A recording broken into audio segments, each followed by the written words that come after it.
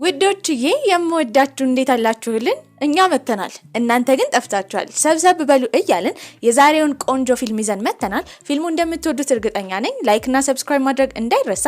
ይበልጥኛል ለማበረታታት ደግሞ ቪዲዮዎቻችንን በቪፒኤን ማየት ነው። ወደ ቪዲዮ ጂ-ሎየር የተባለ የህግ አስከባሪ ተቋም ታይላንድ ውስጥ እጅግ በጣም ታዋቂ ነው። ታዲያ አሁን አዲስ ቅጥረኞችን መቀበል ስለጀመረ እንደ ጎርፍ የሚዘንቡ ብዙ ሰዎችና አመልካቾች ተሰብስበው ነበር። ከነሱ መሃል አንዷ ቢም ናት። ቢም ሁሉ ጊዜ የምታስበው ሁሉም ሰው ሲወድቅ መልሶ መነሳት እንደሚችልና ስኬት ላይ መድረስ እንደሚችል ነው። እድሜዋ 24 ነበር። ሌላኛዋ ደግሞ ዋን ናት። ዋን ልክ እንደ ቢም 24 ዓመት ቢሆናትም አንድ ሰው መንገድ በሚያጣበት ጊዜ የራሱን መንገድ መፍጠር አለበት ብላ የምታምን ሴት ነበረች። ተመሳሳይ እድሜ ያለው ደግሞ ኒክ ነበር። ታዲያ እሱም ተግባር ከወሬ በላይ ጎልቶ መታየት አለበት ብሎ የሚያምንና እሱም ጠበቃ ለመሆን ለመወዳደር ጂ-ሎየር መጥቶ ነበር። ከብዙ ፈተናዎች በኋላ እነዚህ ሶስት ሰዎች ከተሰበሰቡት ብዙ ሰዎች መካከል ተመርጠው ነበር። ነገር ግን ይሄ የምርጫው መጨረሻ አልነበረም። ለአንድ ወር እንደሚሰሩ ታዲያ ግን ከሶስቱ መሃል ሁለት ሰው ብቻ ማለፍ እንዳለበት ነበር የተነገራቸው። ያኔ ዋን ቶሎ ብላ ኒክን አግልላ ከቢም ጋር ጓደኝነት መመስረት ጀመረች። ኒክ ግን በራሱ የሚተማመን አይነት ወንድ ስለነበረ ምንም አልመሰለውም። ይሄን ታሪክ የሚያስቀኘን ማይ ፍሬንድ ማይ ኢነሚ የሚባለው የታይላንድ ፊልም ነው። ኒክም የሁለቱን ጓደኝነት ባየ ጊዜ ምንም ተስፋ እንደሌላቸው እየነገራቸው ነበረ። እነሱ እዛ ያሉ ተቀጣሪዎችን ለመቅረብ ቢሞክሩም ኒክ ግን በጣም ኩሩ ነበረ። እዛ ድርጅት ውስጥ ግን ከምንም ነገር በላይ ቅድሚያ የሚሰጠው ጸባይ ነበረ። በዚህም ውድድሩን ሀብለው ይጀምራሉ። አንድ ቀን ላይም ድርጅቱን ስታጸዳ የነበረች አንዲት ሴትዮ ትወድቃለች። ይሄንን ያየችው ዋን ምንም ሳይመስላት ታልፋታለች።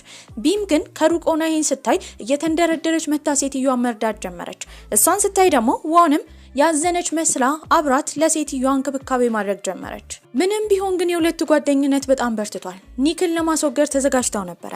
ቢምም ውጪ በነበረችበት ጊዜ ወዩ የተባለ የዛ ድርጅት ተቀጣሪን ታገኛለች።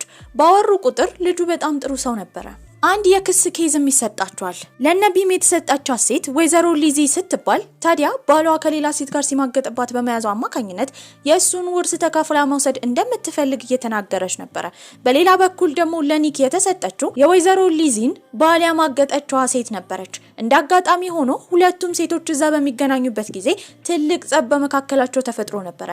የሴቶቹ ሲያበቃ ደግሞ የነሱ ጠበቃ የሆኑት ቢምና ኒክ ራሱ እየተጣሉ ነው። ታዲያ ግን ይሄንን የሁለቱን ጭቅጭቅ ያየው የድርጅቱ ዋና አስተዳደር ቻቶንግ የተባለውን ሰውዬ ቀልብ ስቦ ነበር። ሁለቱም ላይ ትልቅ ኃይል እንዳለ ተረድቷል። ናምሬን የተባለችም እዛ ተቀጣሪ የሆነችው ካስተዳደሩ ምክትል የነበረችው ሴት በዚህ ነገር ተስማምታ ነበር። ናምሬንም ኒክን ካገኘች በኋላ ከዚህ በኋላ ስርዓት ኖሮት ድርጅቱ ውስጥ መስራት እንዳለበት ቢነገረውም እሱ ግን እቅጭቅጩን የሚናገርና ቀጥተኛ ሰው እንደሆነ ነበር የተናገረው። በቀጣይ ቀንም ሊፍቱ በጣም ሞልቶ ነበር። ታዲያ ቢምም ልትገባ ስትል ውስጥ የነበረው ኒክ ያያታል። እሱም ከሊፍቱ ይወርድላትና እሷ እንድትገባ አድርጎ ነበር። ቁርስ ለመብላት እንደሚፈልግ እንደ ምክንያት ፈጥሮ ነበር ከሊፍቱ የወረደው። ይሄ ትንሽ ነገር ግን ለሱ ጥሩ አመለካከት እንዲኖራት አድርጓት ነበር። ታዲያ ግን ወደ ውስጥ ከገባ በኋላ ዋን ነበረች። ዋንም ቡና እንዲጠጣ ትጋብዟለች። እሱ ግን በቀጥታ አልፈልግም ነበር ያላት። ይሄንን ያየችው ቢም በአመላለሱ በጣም ተናዳበት ነበር። ለብዙ ሰዎች የሚመልሰው ቀጥታ አስተያየት ብዙ ሰዎችን ያስቀየም ነበር። በሌላ በኩል ዋን ደግሞ የመስሪያ ቤቱ መነጋገሪያ ሆናለች። እጅግ በጣም ቅንጡ ህይወት እንዳላትና የሀብታም ልጅ እንደሆነች ይወራባት ነበር። የምትኖርበት ኮንዶሚኒየምም በጣም የታወቀ ነበር። ይሄንን ያገኘችው ግን እንደተባለው ከቤተሰቦቿ ሳይሆን ባለትዳር ከሆነ ወንድ ጋር በቅምጥነት ግንኙነት ስላላት ነበር። ታዲያ ቢንና ዋንም ስራ ተሰጥቷቸዋል። ይሄም ፍቺውን ለማስኬድ እንዲሆን ማገጥ የተባለውን ሰውዬ ያሉትን ንብረቶች ለማጣራት እየሞከሩ ነው። በተመሳሳይ ሁኔታ ደግሞ ኒክ እሱ ለሚከራከርላት የባልየው ቅምጥ ሆና ለመጣችው ሴት ደግሞ ምን አይነት ሀብት እንዳለው ለማጣራት እየሞከረ ነበር። የኮምፒውተር ብቃቱ እጅግ በጣም ትልቅ ስለሆነ በቀላሉ የሰውየውን ንብረቶች መሰብሰብ ችሎ ነበር። ታዲያ እሱን ነገር ኮፒ ካደረገ በኋላ ግን ፍላሹን ረስቶ ነበር ከቦታው የተነሳው። እዛ ደግሞ የመጣችው ዋን ነበረች። በዚህም ፍላሹ ላይ ኤን የሚል ምልክት ስላለው የኒክ እንደሆነ እርግጠኛ ስለሆነች እሷ ያንን ፍላሽ ይዛ ሄዳ እንደ እንደሰበሰበች በመናገር ቢምን አስማምታ ወደ አስተዳደሩ ቻቶንግ ነበር የሄዱት። እሱም ያደረጉትን የመረጃ ስብሰባ ባየበት ጊዜ በጣም ተገርሞ ነበር። ይሄ ሰብሳቢ ግን ኒክ እንደሆነ አላወቁም ነበር። ታዲያ ወንም ራሷ እንደሰራችው ማውራት ጀመረች። አድናቆትንም ማትረፍ ችላ ነበር። በዚህም የተነሳ ሴቶቹ ይበልጥ ይቀራረቡ ጀመረ። ታዲያ ወዩም ቢምን ባገኛት ጊዜ አብረው ጊዜ እንዲያሳልፉ ቢጠይቃትም እሷ ግን ስራ ላይ ማተኮር እንደምትፈልግ ነበር የተናገረችው። አንድ ቀንም ወን ቢምን ለማግኘት ወደ ቤቷ በሄደችበት ጊዜ እዛ ተቃዋሚዎችን ሰብስባ ሰላማዊ ሰልፍ ለመምራት እየሞከረች ነበር። ታዲያ ወንም ባየችበት ጊዜ ምናልባት የሷ አባት እዛ ድርጅት ውስጥ ይሰራል ብላ ነበር ያሰበችው። ነገሩ ግን እንደዛ አልነበረም። የድርጅቱ ዋና ኃላፊና ባለቤት የሷ አባት ነበር። እዛም ስታወራ የነበረው ለሰራተኞቹ ገንዘብ እንዲጨመር ነበር። በቀጣይ ቀንም መስሪያ ቤት ፋይል ለመፈለግ እቃ ማከማቻ ክፍል ውስጥ የገቡት ቢምና ወን ኒክን ያገኙታል። እሱም እዛ ያለውን ካሜራ ለመጠገን እየሞከረ ነበር። ታዲያ እነሱ እያወሩ ቢም ከዛ ቦታ ትሄዳለች። እቃ ለማንሳት መሰላሉ ላይ ወጣ የነበረችው ወን ግን ወደ መሬት ነበር የተከሰከሰችው። በዚህም ቢም መጀመሪያ የጠረጠረችው ኒክን ነበር። በጥፊ ነበር የመታችው። ጓደኛዋን ስለጎዳባት ተናዳ ነበር። ታዲያ ቀጥታም ወን ወደ ሆስፒታል ተወሰዳለች። እሱ ገፍትሮ ጣላት የሚለው ወሬ ደግሞ መስሪያ ቤት ውስጥ እየተወራ ነበር። ራሷን ከሳተችበት ወን በምትነቃበት ሰዓት ማን እንደዚህ እንዳደረጋ ስትጠየቅ በራሷ እንደወደቀች ብታቅም ከሰዎች አዘኔታና ትኩረት ማግኘቷ ደስታ ስለፈጠረባት እንደማታስታውስ ነበር የተናገረችው። ይሄ ደግሞ ኒክን ጥፋተኛ ይበልጥ ያደርገው ጀመረ። ኒክን በጣም በከፋው ጊዜ ሊያዋያት የመረጠው እናቱን ነበር። ታዲያ እናትየውም ወን ስላደረገችው ነገር ከሰማች በኋላ እንደዚህ አይነት ሰዎች በብዛት የድሮ ህይወታቸው ላይ ከባድ ችግር ያጋጠማቸው አይነት ሰዎች ስለሚሆኑ እሱ ቅንነቱን አጠንክሮ እንዲቀጥል ነበር የመከረችው። በቀጣይ ቀንም ወንን ለማግኘት ወደ ሆስፒታል ይሄዳል። እዛ እሷ ስለ ልጅነቷ ስለመደብደቧ በልጅነቷ ስላሳለፈችው የጨለማ ጊዜ እያሰበች እየቃዠች ነበር። አጠገቧ እሱን ስታየውም ትደነግጣለች። ታዲያ ላደረገችው ነገር ይቅርታ ጠይቃ ለማንም ሚስጥሯ እንዳይናገርባት ነበር የመከረችው። እሱም በእናቱ ምክር አማካኝነት እሷን ለመርዳት ስላሰበ እሺ ይላል። እንደ ድንገት የመጣችው ግን ቢም ነበረች። አሁንም ኒክ መጥቶ ወንን እያስፈራራት ነው ብላ በማሰብ እሱ ላይ ትጮህበታለች። ነገር ግን መቼም ቢሆን የሰው ምክንያት ሳታቅ ሰው ላይ እንዳትጮህ አስጠንቅቋት ነበር የወጣው። መስሪያ ቤትን በሚገናኙበት ጊዜ ራሷን ከዋን ማራቅና ከዋን ጋር በምትሆንበት ጊዜ መጠንቀቅ እንዳለባት ኒክ ይመክራታል። ነገር ግን ትኩረት አልሰጠችውም ነበር። ዋን ከሆስፒታል ከወጣች በኋላ ከቢም ጋር ለየት ያለ ቅርርብ መፍጠር ጀመረች። ከሷ ሱስ የያዛት ትመስል ነበር። እሷ ያደረገችው ነገር እንዳለ ታደርጋለች። ቦርሳዋን ሳይቀር ትገዛ ጀመረ። ታዲያ ቢምም ከመስሪያ ቤት በወጣችበት ጊዜ ወደሷ የመጣው ወዩ ነበር። ምናልባት ዝናብ ሊዘንብ ስለሚችል ጥላ እንድትይዝ ይሰጣታል። በደግነቱ ወደሱ እየተሳበች ነበር። አንድ ወሩም እንዲያያለ ስላለፈ አሁን ከሶስቱ ሰው የሚመረጥበት ጊዜ ነበር። በዚህም የተነገረው ቢምና ወን እንደተመረጡ ነበር። ታዲያ ኒክ ስለተሸነፈ ደስ ብሏቸው ነበር። በዚህ እቃውን ሰብስቦ ለመውጣት ባሰበበት ጊዜ ግን ቻቶንግ አንድ ነገር ይናገራል። እሱም የተናገረው ትልቅ የመሪነት ቦታ ስላለ ከነሱ አንድ ከፍ ብሎ ስራዎችን መስራት ያለበት ኒክ እንደሆነ እሱም እንደተመረጠ ነበር። ይሄ ነገር ይበልጥ ከዋን የበለጠ ቢምን ነበር ያናደዳት። ምክንያቱም ተፎካካሪዋ ሲበልጣት አትወድም ነበር። እንደ መጀመሪያ ስራም የተሰጠው አንድ ፕሮፌሰር ከነሱ ድርጅት ጋር እንዲሰራ ማማከር ነበር። እሱን እንድታግዘው ደግሞ ቢም ተመድባለታለች። ታዲያ እሱን በመኪና ሊወስዳት በመጣ ጊዜ የኋለኛው መኪና ከተቀመጠች በኋላ እሱን ላለማናገር ኤርፎን አድርጋ ነበር። ወደ ፕሮፌሰሩ ቤት በደረሱበትም ጊዜ አነጋገሩን እንዲያስተካክል አስጠንቅቃው ነበር። ወደ ውስጥም ከገቡ በኋላ ፕሮፌሰሩ ወረቀቱን እያነበበ ከነሱ ጋር ለመስራት ግን ፍላጎት አልነበረውም። የተለያዩ የተለሳለሱና ሰዎችን የሚያመቹ ድምጾቿንና ንግግሮቿን በመምረጥ ፕሮፌሰሩን ለማስማማት ብትሞክርም ሰውየው ወይ ፍንክች ይላል። በዚህ ጊዜ ግን ኒክ እቅጩን መናገር ጀመረ። ሰውየው ከነሱ ድርጅት ጋር ካልሰራ ብር እንደማያገኝ እየተናገረና ስሙም እንደሚበላሽ እያሳወቀ ነበር። በዚህ ጊዜ እሷ በጣም ትደነግጣለች። ዝም እንዲል በተደጋጋሚ ብትነግረውም ፕሮፌሰሩ ግን በፊልተር ያልተቀባባና ያልተደባበሰ የንግግር ክህሎት እንደተደመመና አብራቸው እንደሚሰራ ነበር የተናገረው። በዚህም እሷ ትገረማለች። ስራቸውንም ጨርሰው ከፕሮፌሰሩ ቤት በወጡበት ጊዜ ግን አንድ ፍንዳታ ይሰማሉ። በጣም ደንግጠው ነበር። ወደ ቦታው በሄዱበት ጊዜ መኪናው ፈንድቶ እዛ ደግሞ አንዲት ሴት ከኋላ ነበረች። እርዳታ ለመጠየቅ ቢም ከዛ ቦታ ሄዳ ነበር። ታዲያ ለህይወቱ ምንም ሳያመነታ ኒክ ሴቷን ለማውጣት ወደ መኪናው ይገባና ምንም ሳትነ እየነካ ሊያድናት ችሎ ነበር። ይሄ ነገር ደግሞ ቪዲዮ ተቀርጾ ድረገጽ ላይ ተለቀቀ። ታዲያ በምትሮጥበት ጊዜ ደግሞ ቢም እግሯን ወለም ብሏ ስለነበረ ጎንበስ ብሎ መድኃኒት ይቀባላታል። ትናንሽ የሚያደርጋቸው ነገሮች ለሱ ያላት አመለካከት እንዲቀየር አድርጎ ነበር። ድርጅቱስ በቀጣይ ቀን ግን የሚወራው ስለሱና ስለደግነቱ ነበር። እዛ የማጋጥማቸው ማንኛውም ችግር ከኮምፒውተር አንስቶ እስከ ሞተር ድረስ በመስራትና በመጠገን ያግዛቸው ነበር።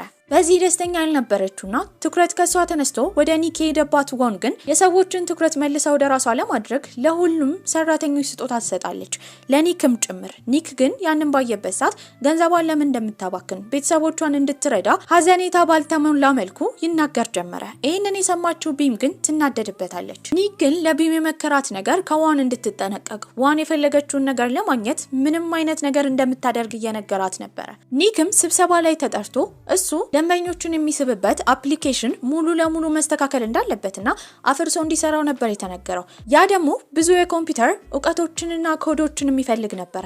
ታዲያ ተስፋ መቁረጥ አልፈለገም። ቢምም ስራ እየሰራች እያለ ፀሐይ በተደጋጋሚ በሚመጣበት ጊዜ ተነስቶ ወረቀት ይለጥፍላታል። ታዲያ አፕሊኬሽኑን የሚያበለጽጉለት ሰዎች ጋር በሄደበት ጊዜ ግን የሰጠው ነገር ከጠበቁት በታች ስለሆነ ሊሰሩለት እንደማይችሉ እየነገሩት ነበር። በዚህ ተስፋ ይቆርጣል። ነገር ግን ቢም ታበረታታው ጀመረ። ዌዩና ቢምም በተገናኙበት ጊዜ ራት እንዲበሉ ይጠይቃታል። እሷ አብራት ዋን እንድትመጣ ፈልጋ ነበር። ነገር ግን ዌዩ ፍቃደኛ አልነበረም። ወደ ራት ግብዣውም ከሄደች በኋላ ከራት በኋላ የቀረበላት በቆንጆ ፊኛዎችና በዘፈን የታጀበ አብረሽኝ ሁኚ ወይም ፍቅረኛ ሁኚ የሚል ጥያቄ ነበር።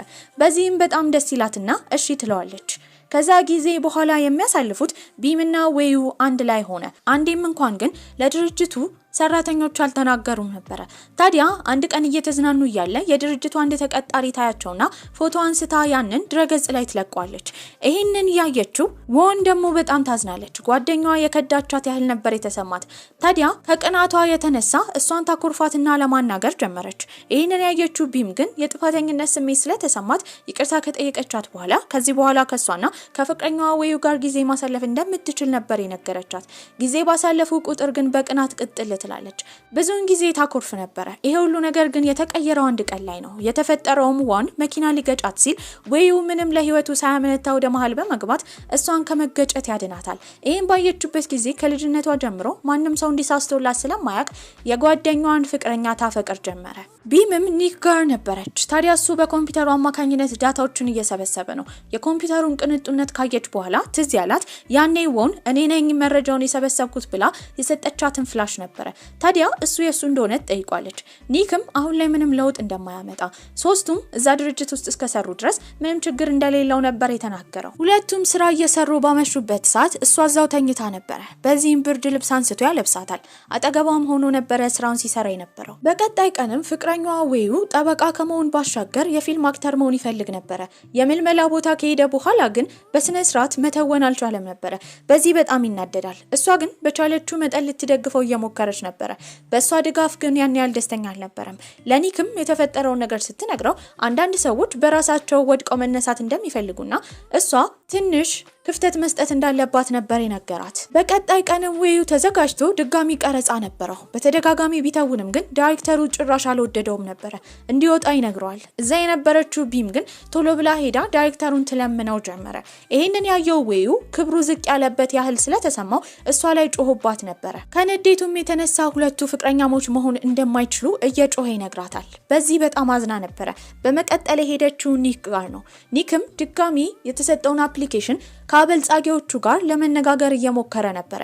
ታዲያ እነሱ አሁንም አብረውት መስራት እንደማይፈልጉ ተናግረው ይሄዳሉ። በዚህም ሊለምናቸው ይጠጋል። ታዲያ ተንበርክኮ ሁላ አብረውት እንዲሰሩ ለምኗቸው ነበር።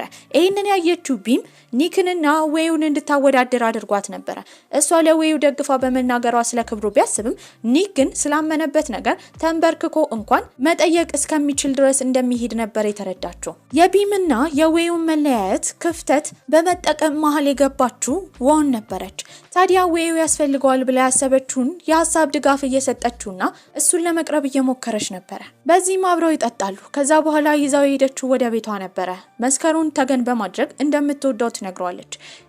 ነገሮችን እየተኩ አብረው ያድራሉ። በቀጣይ ቀንም ወንዲዛ ወደዛ ቤት እንደገባች ያወቀው ባለትዳሩ ፍቅረኛዋ በጣም ይናደድባታል። እሷ ግን ውሽማው እንደሆነችና በመካከላቸው ሌላ ግንኙነት እንደሌለ ነበር ጮሃ የተናገረችው። ዌዩን በቁጥጥር እንድታሰር አድርጌያለሁ ብላ ያሰበችው ዋን ቢም ልታናግራት ብትሞክር እንኳን ልታናግራት አትፈልግም ነበር። ታዲያ ግን ወዩ የጥፋተኝነት ስሜት ተሰምቶታል። ፍቅሩን ሙሉ ለሙሉ ስለተረዳ ድጋሚ ቢም ጋር ይሄድና ለሁሉም ነገር ይቅርታ ይጠይቃታል። እሷም ይቅርታውን ተቀብላ ነበር።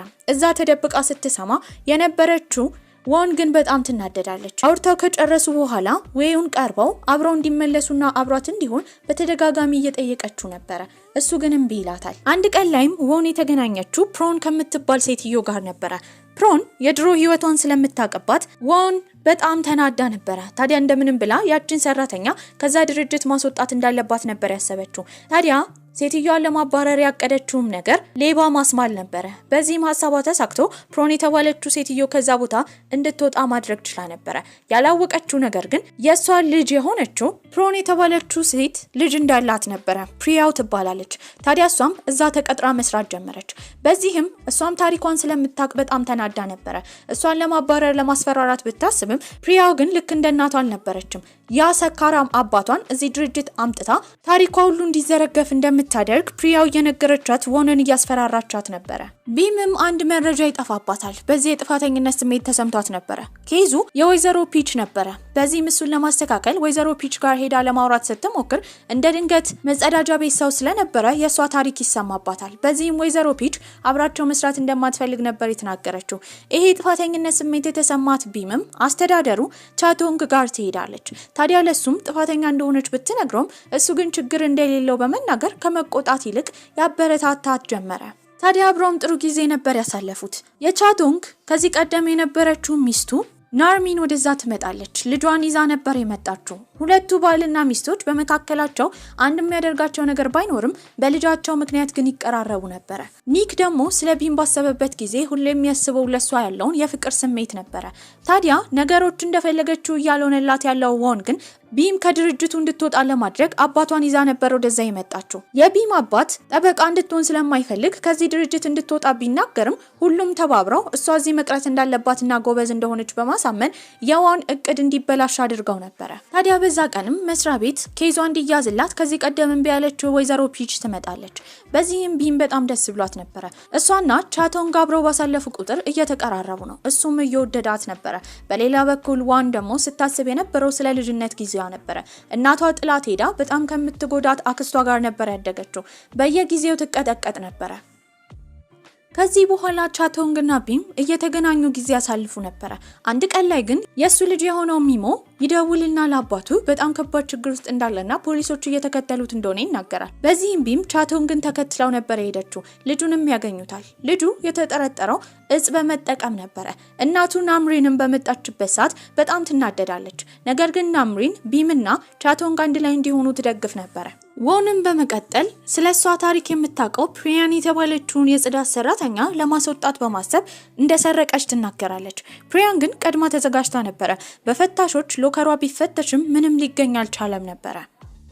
በዛ አላበቃችም። ፕሪያንን ከኋላ ትከተላታለች። ታዲያ ከእናቷ ፕሮን ጋር ባገኘቻት ጊዜ ቪዲዮ ትቀርጻቸዋለች። ይህንን ያደረገችው ወይዘሮ ፕሮን በሌብነት ስለተባረረች አንድ ላይ ይሰራሉ ብላ ለማውራት ፈልጋ ነበር። ያንን ቪዲዮ በመያዝም ፕሪያንን ለማስፈራራት ብትሞክርም ፕሪያን ግን ይዋዝ አልነበረችም። ወዲያው ለሷ አባት ለዋን አባት በመደወል ወደዚህ ድርጅት እንዲመጣ አደርጋለሁ ብላ ታስፈራራት ጀመረ። ችግሯ በዛ አላበቃም። ዋን ወደ ኮንዶሚኒየሟ በሄደችበት ጊዜ ኪራይ ስላልከፈለች ብዙ ብር እንዳለባትና እዛ መኖር እንደማትችል ነበር የተነገራት። ታዲያ ባሁኑ እንደ ኢላማ ያሰበችው የቢም አባትን ነበር። እሱ ጋር ሄዳ እናቷ እንደታመመችና ብር እንደሚያስፈልጋት ትናገራለች። ሳያመነታ ብሩን አውጥቶ ነበር የሰጣት። ጊዜያቶች ባለፉ ቁጥር ዌዩ እጅግ በጣም ታዋቂ አክተር ሆኖ ነበር። ታዲያ ብዙን አድናቆትም አትርፏል። በዚህ መሃል ማመስገን የፈለገው ሁሌ አብራው የነበረችው ቢምን ነበር። አብራው እንዲመለሱ ጠይቃትም ሙሉ ለሙሉ ስለቆረጠላትና አሁን ከቻቶንግ ጋር ግንኙነት ልትጀምር ስለሆነ እንደማትፈልግ ትነግረዋለች። ሁለቱን አንድ ላይ ስታያቸው ግን ዋን ሁሉ ጊዜ ትናደድ ነበር። ታዲያ ፕሪያንን ትከተላት ጀመረ። ፕሪያን ፍቅረኛ ነበራት። በሞተር ነበር የሚወስዳት።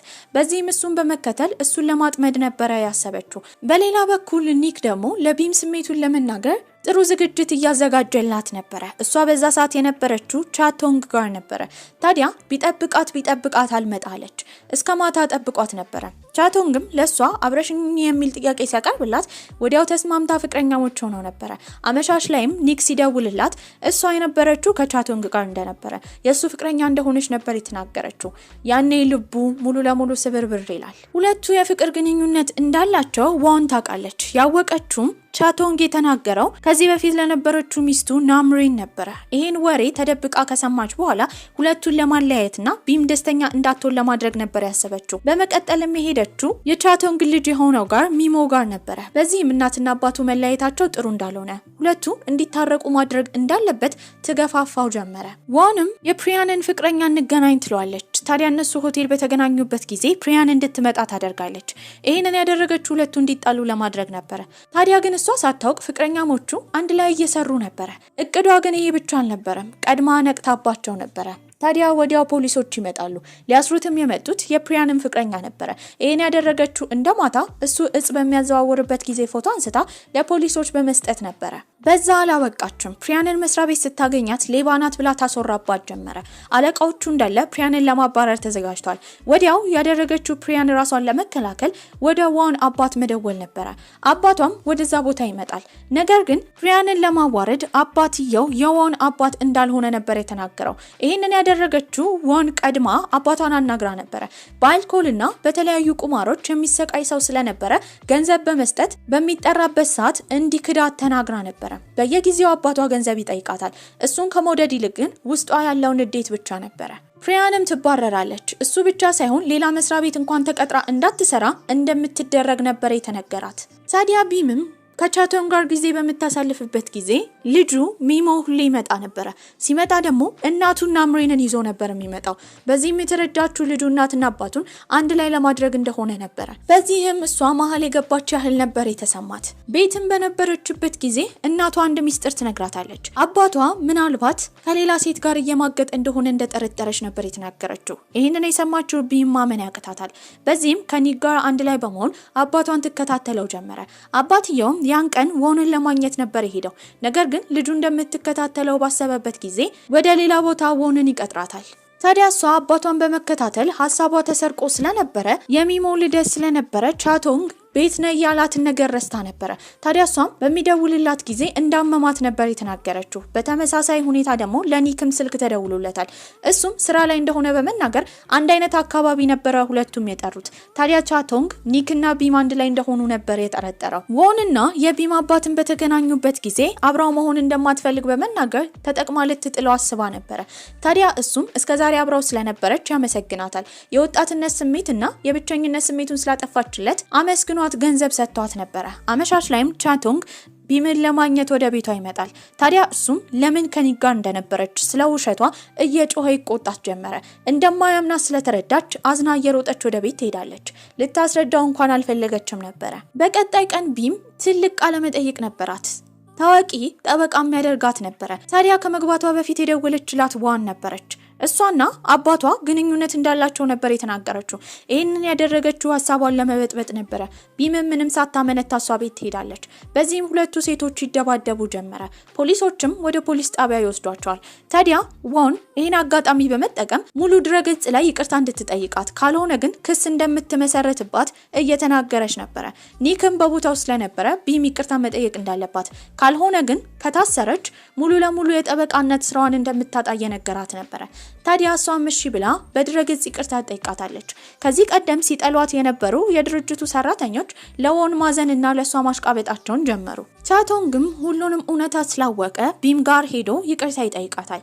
የመጨረሻ እድል እንድትሰጠው ነበር የጠየቃት። እሷ ግን ተመልሳ ጂሎያር ድርጅት ውስጥ እንደማሰራ ወደ አሜሪካ ሄዳ መማር እንደምትፈልግ ነበር የነገረችው። እሷም አሜሪካ ያለ ዩኒቨርሲቲ ማመልከት ጀመረች። አብሯት ኒክ ነበረ። እሱም ስራውን ትቶ እዛ መማር እንደሚፈልግ ያ ደግሞ የልጅነት ህልሙ እንደሆነ እየተናገረ ነበር። ቢምም አባቷ ዋን ጋር የሄደበት ትክክለኛ ምክንያት የብቸኝነት ስሜት ስለሚሰማው እንደሆነ በመጠርጠር ከአባቷ ጋር ጊዜ ማሳለፍ ጀመረች። ታዲያ ዋን ጊዜያቶች ባለፉባት ቁጥር ገንዘብ ማግኛ ምንጯን እያጣች ሄደች። ታዲያ ወይዘሮ ኮ የተባለ ሴትዮ ጋር ነበር ሄደችው። እሷ ከወንዶች ጋርና ከሀብታም ሰዎች ጋር የምታገናኝ ሴት ነበረች። በዚህም ከአንዱ ጋር በተገናኘችበት ጊዜ ሰውየው ግን በጣም ከባድ ነበረ። ደብድቧት አቁስላት ነበረ። ዋን በእድሏ ሁሉ ጊዜ ታማረር ነበር። ሚሞም እናትና አባቱን አንድ ላይ ለማድረግ እየተጋ ነበር። አንድ ላይ ራት ይመገቡ ጀመረ። ሁለቱ የተለያዩበት ምክንያት ከዚህ ቀደም ቻቶንግና ናምሪን በጣም የሚዋደዱ ፍቅረኛሞች ቢሆኑም ናምሪን ልጅ ከወለደች በኋላ ልጇን ትታ ወደ አሜሪካ ለመማር ልትሄድ እንደሆነ ተናግራ ነበር። ቻቶንግ ግን ፍቃደኛ አልነበረም። በዚህም በመካከላቸው ጸብ ይነሳል። እሷ አሜሪካ ከሄደች በኋላ ልጁን ለብቻው ሲያሳድግ ነበር።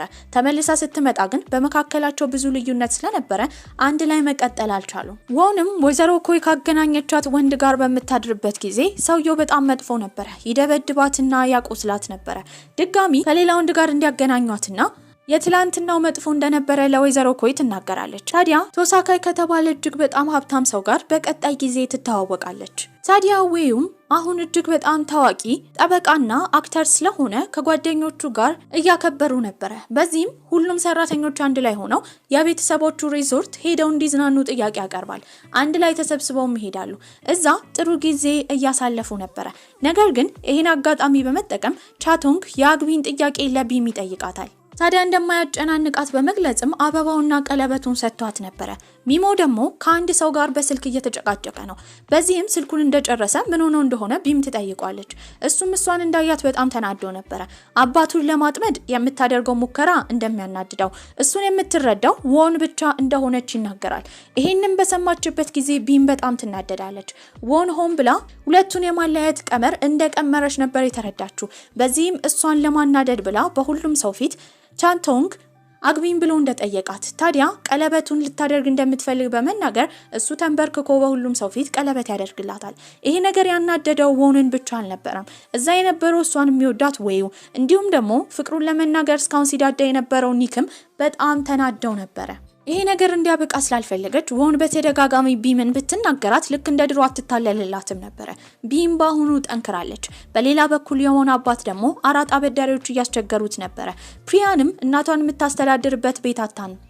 እናቷን የምታስተዳድርበት ገንዘብ አታ ነበር። ይሄ የሆነው በሆነ አማካኝነት የትም ድርጅት መቀጠር ስላልቻለች ነበር። ታዲያ ግን ከአንዲት ሴት ጋር ትተዋወቃለች። ያቺ ሴትም ልቀጥራት እንደምትችል ነበር የነገረቻት። ለአራት አበዳሪዎቹ ገንዘብ ለመክፈልም አባትየው ቀጥታ ሄደው ወን ጋር ነበር። ታዲያ ከአባቷ ጋር በምትጨቃጨቅበት ጊዜ በዛ መንገድ ሲያልፉ የነበሩት ኒክና ዌዩ አይተዋት ነበር። እስከዛሬ የታዋቂ ጫማ ሻጭ ልጅ ነኝ ብላ ስታወራ የነበረው ውሸት እንደሆነና ስታስመስል እንደነበረ ነው የተረዱት። ፕሪያንም ስራ የተቀጠረችው ከወንድ ጋር መገናኘት ነበር። በዚህም ባሁኑ ያጋጠማት ቶሲካይ የተባለው ሰውዬ ነበር። እሱም ባወራችና ባናገረችው ቁጥር የዋህነቷን ስለተረዳ ምንም ሊያደርጋት አልፈለገም። እራት ብቻ ነበር የጋበዛት። ያ ቶሲካይ የተባለውም ሰውዬ ቻቶድ ከተባለው ቶሲካይ የተባለው ሰውዬ በቀጣይ ቀን ሄደው ጂሎያር ድርጅት ውስጥ ነበር። ምክንያቱም ቻቶንግ የተባለው አስተዳደር ጓደኛው ነበር። እነሱ እየተሳሳቁ ሲያወሩ ያየችው ወን ደግሞ በጣም ትናደዳለች። ቶሲካይ እሷን እንደሚያቃት እንዳያወራ በጣም ፈርታ ነበር። በዚህም እሱን ለማጥመድ ብላ መኪናው ጋር ትሄድና አውቃ አደንዛዥ ትከትበታለች። በዚህም መንገድ እየሄደ በነበረ ሰዓት ጥቆማ የደረሳቸው ፖሊሶች ያስቆሙትና እንዲታሰር ተደርጎ ነበር። ታዲያ ወንም ማቆም አልፈለገችም። አሁን ደግሞ ድጋሚ ሜሞን ለማጥመድ ነበር ያሰበችው። በሌላ በኩል ቶሲካይም እነ ቻቶንግን እንደ ጠበቃ እንዲቆሙለት ተናግሮ ነበር። እሱ ያጠፋው ምንም ነገር እንደሌለ በተደጋጋሚ እያሳወቀ ነው። እስካሁን ብዙ ጥፋት ሲገኝባት የነበረችው ወንም ሁሉም ተሰብስበው ከድርጅቱ መልቀቅ እንዳለባት ውሳኔ ሊሰጡ ነበር። መሀል የገባው ግን ኒክ ነበር። አሁን ለሚሰራው ስራ ስለምታስፈልገው እንድትባረር እንደማይፈልግ ይናገራል። ከሁሉም በጣም የተናደደችው ቢም ነበረች። ታዲያ ዋን ጓደኝነታቸውን ልትነጥቅ መስሏት ቢም ቀጥታ እሱ ቤት ነበር የሄደችው። በዚህም ታቅፈውና ልታጣው እንደማትፈልግ ነበር የተናገረችው። እሱም እንዳቀፈችው ባየበት ጊዜ ይዞርና ይስማታል። ይሄ ነገር በጣም አስደንግጧት ነበር። በዚህም አጋጣሚ እንደሚወዳት ይናገራል። ያንን ተናግሮ ግን ወደ ውጭ ከወጣ በኋላ እያለቀሰች ስትከተለው ወደ ቤቷ እንድትሄድና በቅርቡ ቻቶንግን ማግቢያ ጊዜዋ ስለደረሰ ሊያበላሸው እንደማይፈልግ ነበር የተናገረው። የሰርጉም ቀን ይደርሳል። ሰርጉ ላይ ያልተገኙት ዌዩና ኒክ ነበሩ። እዛም ወንን ይዘው ነበር የተቀመጡት። ምክንያቱም እሷ ሰርጉን እንዳታበላሸው ለማድረግ ነበር። ሰርጉን በጥሩ ሁኔታ ያበቃል። በቀጣይ ቀንም አብሯት ስለሆኑ ወን እንደማመስገኛ ለኒክና ለዌዩ ስጦታ ትሰጣቸዋለች። ኒክና ወን እንደተቀራረቡ ያየችው ቢም ግን ጥሩ ስሜት አልተሰማትም ነበር።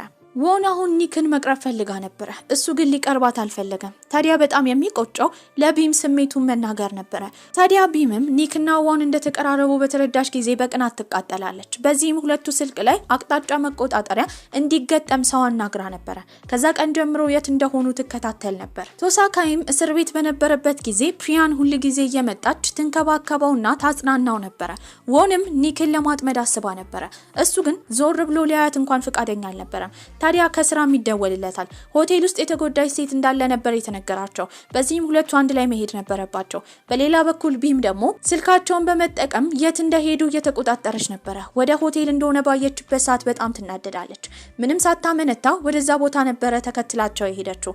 እዛ በደረሰችበት ሰዓትም እየጮኸች ወንን ትቆጣት ጀመረ። ትሰሚኛለሽ? እሱን ከኔ ልትነጥቀው አትችይም። እሺ እሱ የኔ ብቻ ነው። ይሄን ቃል ከተናገረች በኋላ ኒክ ራሱ በጣም ደንግጦ ነበር።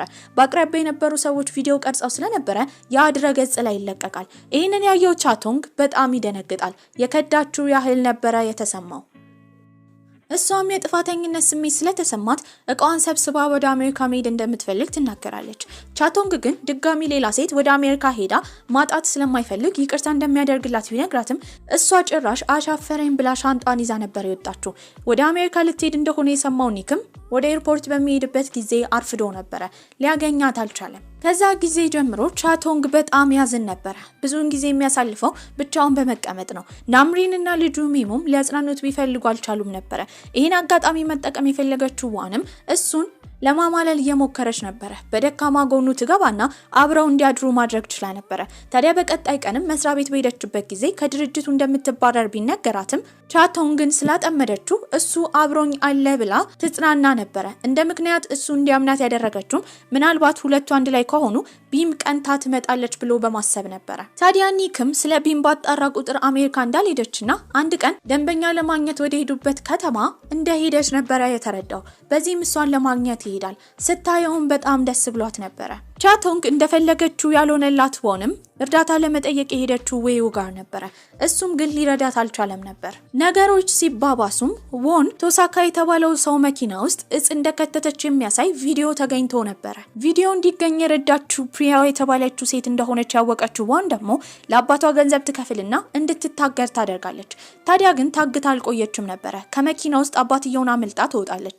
በዛ መሃል ግን መኪና ይገጫታል። ፕሪያውም ወደ ሆስፒታል ትገባለች። ቢምም ከቅርብ ጊዜ ወዲህ ያስመለሳትና ያቅለሸለሻት ስለነበረ ራሷን ስትመረምር ከቻቶንግ ልጅ እንዳረገዘች ነበር ያወቀችው። ይሄንን በደስታ ለኒክ ትነግሯለች።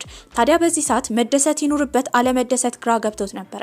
እስከዛሬ ያፈቀራት የማያገኛትን ሴት እንደሆነ ተረድቶም ነበር። ገንዘብ ቢሰጠው የማይጠግበው የወን አባትም አሁን ለአራጣ አበዳሪዎቹ ገንዘብ መክፈል ስላልቻለ የራሱን ልጅ ነበር አሳልፎ የሰጠው። ፕሪያውም ራሷን ከሳተችበት በነቃችበት ጊዜ ቶሳካይ ከእስር ቤት ተፈቶ እዛ ነበር። ታዲያ ለእናቷም ሆነ ለሷ የሚያስፈልገውን ገንዘብ እንዳለ ሰጥቷቸዋል። ታዲያ ወራቶችም ያልፋሉ። የቢም መውለጃ ጊዜ ተቃርቦ ነበር። ወደ ሆስፒታልም ተወስዳ ወንድ ልጅ ነበር የወለደችው። ታዲያ ኒክ አጠገቧ ነበር። አብሯት እንዲሆንና ልጁን እንዲያቅፍ ብትጠይቀውም አባቱ እስካልሆነ ድረስ ልጁን እንደማያቅፍ ነበር የተናገረው። ቻቶንግም ልጅ እንዳለው ሲሰማ ደስ ብሎት ነበር። በዚህ ነገር ደስተኛ ያልነበረችው ዋን ነበረች። ታዲያ ሆስፒታል በመሄድም ልጁን ትሰርቃለች። እሱንም ይዛ ቴራስ ላይ በመውጣት ቢምና ኒክን ነበር የጠራቻቸው። በድንጋጤም ወደዛ ይሄዳሉ። ከብዙ ውይይትና ጉትጎታ በኋላ የተሸነፈች ያህል ስለተሰማት ይሄ ሁሉ ሩጫ ስለደከማትም ልጁን በክብር መሬት ላይ አስቀምጣ ማልቀስ ጀመረች። ቻቶንግም ልጅ ቢኖረው ነገር ግን ቢምን የራሱ ማድረግ እንደማይችል ነበር የተረዳው። ድጋሚ እጣፋንታ ልጅ ብቻ ሰጠችው። በዚህም ግን ምንም አላዘነም ነበር። ኒክም ከዚህ ቀደም ስሜቱን ለመናገር ያዘጋጀበት ቦታ በመሄድ ድጋሚ ጥሩ ዝግጅት በማዘጋጀት ለቢም አብረሽኝ ሁኚ ብሎ ይጠይቃታል። ከብዙ ጊዜዎችም በኋላ አብራው መሆን እንደምትፈልግ ነበር የነገረችው። ወንን ገንዘብ ለመቀበል አባቷ ይመጣል። በዚህም መሃል አባትና ልጅ በጣም ይጨቃጨቃሉ። ሁለቱም የመኪና አደጋ ነበር ያጋጠማቸው። አባትየው እዛው ሲሞት ወን ግን መዳን ችላ ነበር። ነገር ግን ሙሉ ለሙሉ እስከዛሬ የነበራትን ትውስታ ረስታ ነበር። ጊዜያቶች ባለፉ ቁጥር ሁሉም የራሳቸውን ህይወት እየኖሩ ነበር። ቢምም ከጂሎየር ድርጅት ወጣ ነበር። ኒክም ከወጣ በኋላ የኮምፒውተር ስራ ላይ አተኩሮ ነበር። ሁለቱም አንድ ላይ ሆነው ወንን ለማግኘት ወደ ሆስፒታል ይሄዳሉ። ታዲያ ግን ሲያናግሯት አላወቀቻቸውም ነበር። እንደዛ ችግር ሲፈጥርባቸው ስታሰቃያቸው የነበሩትን ሰዎች መለየት ሁላ ከብዷት ነበር። ከዛም ጊዜ ጀምሮ ሰላም በእነሱ መሃል ይሰፍን ጀመረ። እንደ ቤተሰብ እንደ ጓደኛ ሁሉም አንድ ላይ ደስተኛ ነበሩ። በዚህ ቆንጆ አስተላለቅም ይህ ምርጡ ፊልማችን እዚህ ላይ አብቅቷል። ላይክ እና ሰብስክራይብ ማድረግ እንዳይረሳ። ደህና ቆዩልኝ።